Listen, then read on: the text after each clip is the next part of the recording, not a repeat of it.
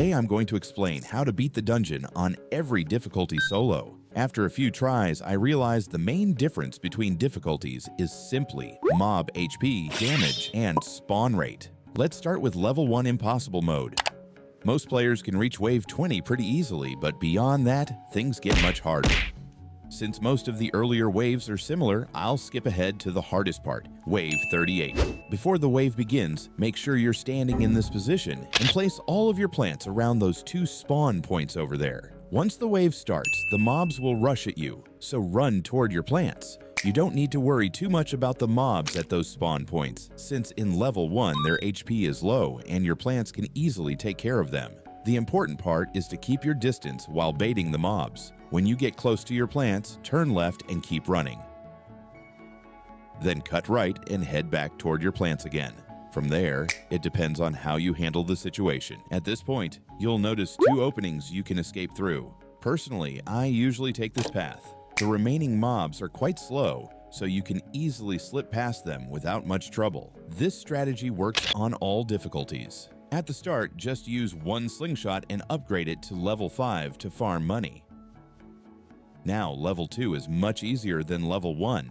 In wave 34, where there are more mobs than usual, take position right here. Once the mobs chase you, run past your plants and then simply turn right. At this point, you will see 2 openings. Both are safe to escape, but sometimes mobs might spawn at this place. This strategy works on every wave except for wave 35.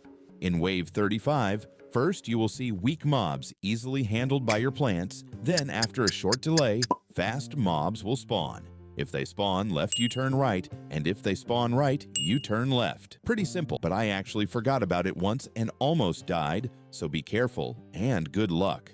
Here comes level 3, the simplest and easiest one. Take your position here at the start. On wave 26, when more fast mobs appear, run straight, then turn left, and keep an eye on this spawn point. If no fast mobs are spawning there anymore, you're free to pass through safely. In some waves, even if fast mobs stop spawning, other slower mobs may appear, but don't panic. You can easily run past them as long as you keep moving. Using this strategy, you can complete all waves except for wave 38. In wave 38, slow mobs spawn first, so your usual strategy works initially, but once you reach this point, fast mobs will already have spawned from multiple locations, so this is the only way to escape. But if you choose this path here, you'll likely die and lose all your progress.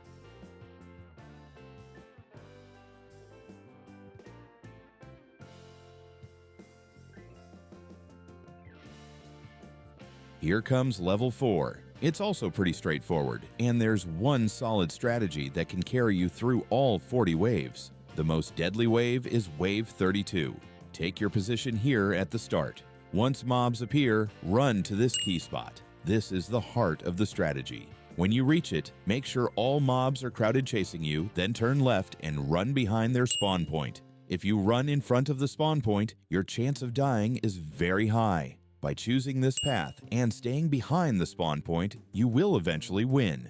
Be careful at waves 38 and 39. The mobs are extremely strong, almost like bosses. I personally beat the impossible dungeon using only low-level units dealing around 1000 DPS, and it took roughly 2 hours and 30 minutes. Since the spawn mechanics are the same across all difficulties, even if you don't have time to beat impossible mode, you can try lower difficulties and still earn a worthwhile plus 25,000 seeds.